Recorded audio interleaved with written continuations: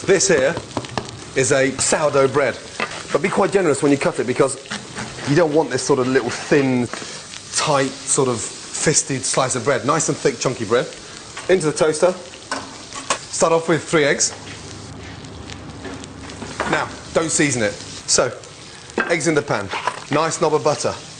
And it's really important to put the butter in right at the very beginning because what that does, it starts giving a really nice velvety finish. Onto the heat. Never whisk the egg. Whisk it in the pan. Because when you start sort of whisking beforehand, you're breaking it all down. You've got to break it down in the pan. And treat it like a risotto. You can't stop stirring. It's live. You've got to really work at it. It's starting to go a little bit thick. I come back off the heat and just let it work. And just do this 3 or 4 times. Back onto the heat. On and off the heat. Right, off the heat.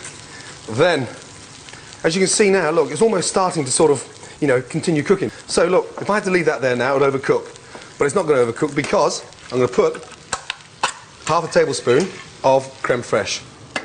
And what that does now, just makes it a little bit cooler. Now I'm going to season it. A little bit of salt.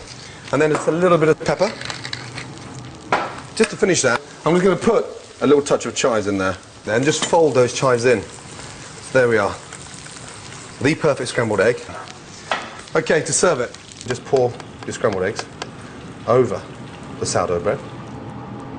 And there you go, a perfect scrambled egg. We're going to go onto a medium heat. I am going to go 2 eggs per person. I'm going to do it for 2. So just whisk those eggs up. Now, let's do it. I'm going to go in with a nice knob of butter. Straight in, just with a little salt. In we go. So I'm just going to move it around. And very quickly, you can see it setting around the base. You can see there's little cooked curds and the raw egg. You don't want it to catch too much. Some people put milk in, some people put cream in. If you cook it right, you don't need any of that. All I do is when I get to this stage, I just put it to one corner of the pan, and that way it's not going to kind of overcook anymore. I get my toast.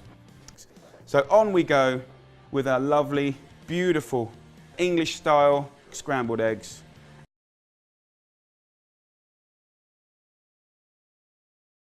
Water on to boil for the eggs. Nicely seasoned, really important. And then just a little splash of vinegar in the water. That helps to set the egg white the minute you crack it in. Our water's brought up to the boil. Turn it down and then spin your water around. Like a little whirlpool.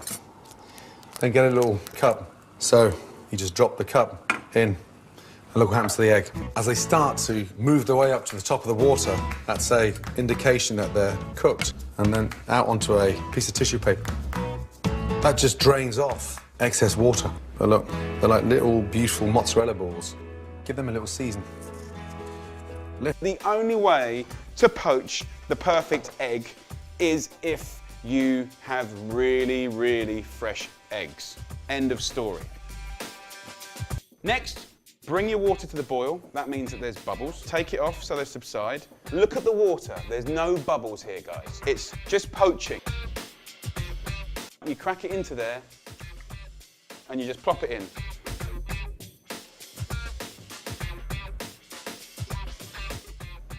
Some people say put some vinegar in the water.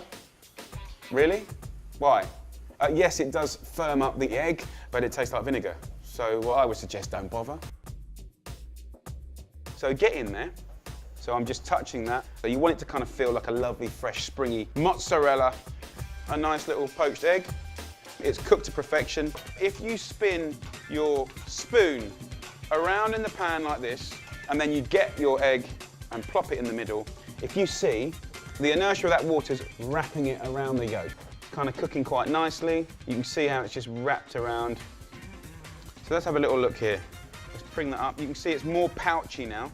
You get some food-safe cling film, okay? Just get a little piece of it like that, put it into a little bowl, put a tiny little bit of oil, crack in the egg. The nice thing also is that you can flavour these as well. You could put chopped herbs in. You could put some harissa in there, which is that lovely spicy chilli paste. Pull in the sides like this and tie in a knot. I'm going to plop that straight in to our water. So let's open it up. Just get a knife or a pair of scissors and just snip off the end. But look, perfection. Absolutely cylindrical, perfect. Soft, delicate, gorgeous.